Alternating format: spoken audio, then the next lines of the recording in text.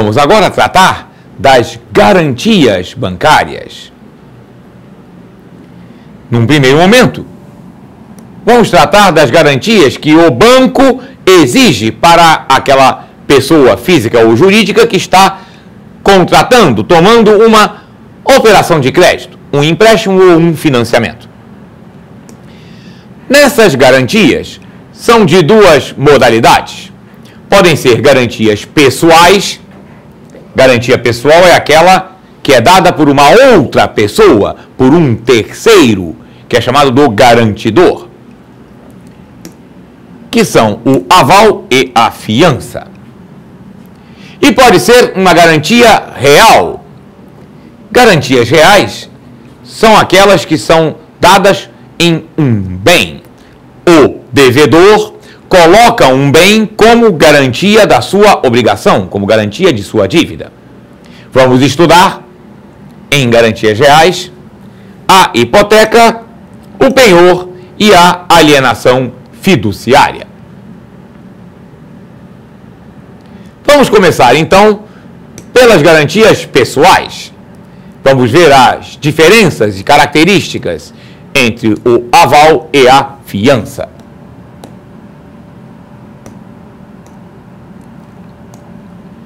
O aval, ele é uma garantia pessoal dada num título de crédito. Por exemplo, uma nota promissória, uma duplicata, até mesmo um cheque. Essa garantia, ela é autônoma.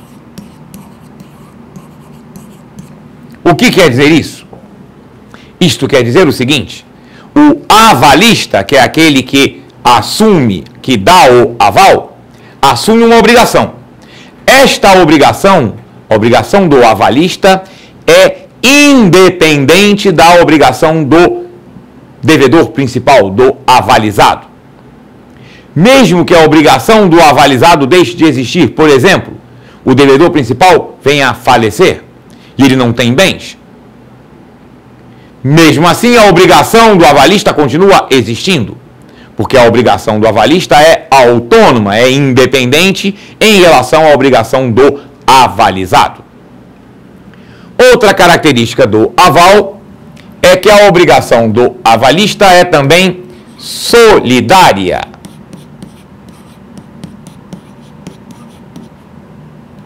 Isto quer dizer o seguinte: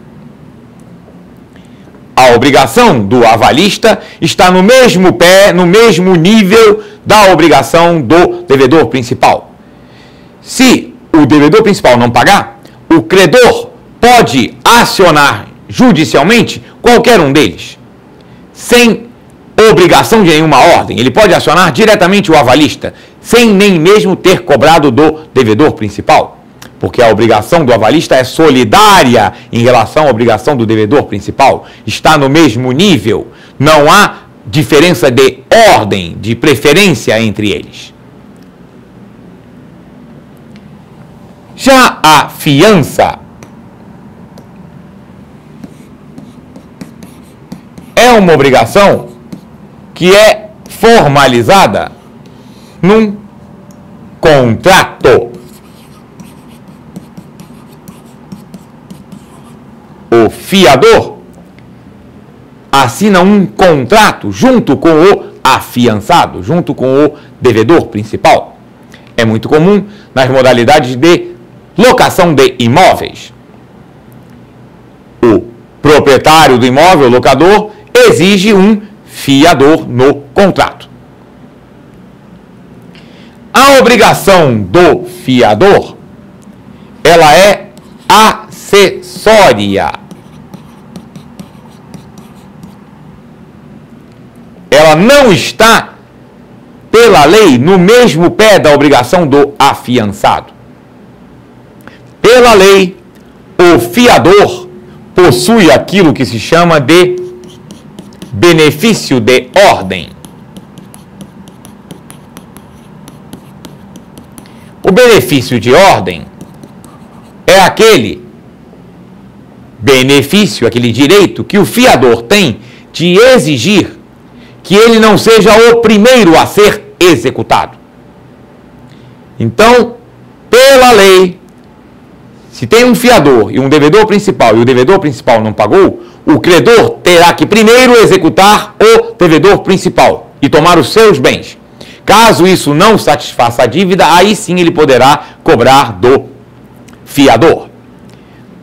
A responsabilidade do fiador é acessória, é também chamado de responsabilidade subsidiária. Porque pela lei o fiador tem o benefício de ordem. Só que a lei também admite que o fiador renuncie ao benefício de ordem. Essa renúncia tem que constar no contrato. E normalmente consta. Até porque os contratos que as pessoas assumem, assinam e precisam de um fiador, são aquilo que se chama de contratos de adesão. Se eu vou alugar um imóvel, o proprietário estabelece as condições do contrato. Se eu vou contratar um empréstimo ou um financiamento num banco, o banco estabelece as condições da operação de crédito.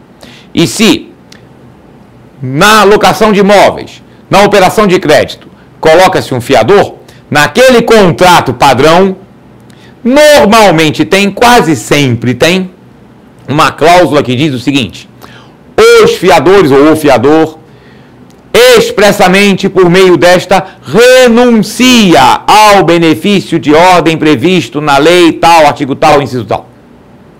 Isso quer dizer que, ao assinar um contrato com esta cláusula, o fiador está renunciando ao benefício de ordem, portanto, ele está aceitando ser o primeiro.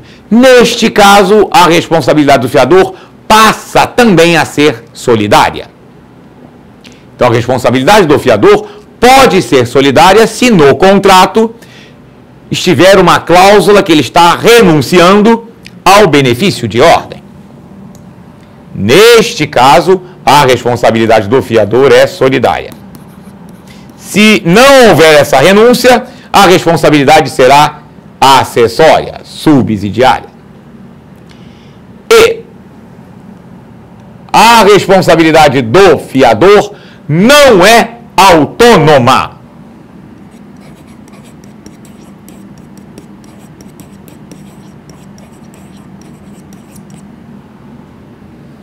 A responsabilidade do fiador depende da continuidade, da existência da responsabilidade do devedor principal.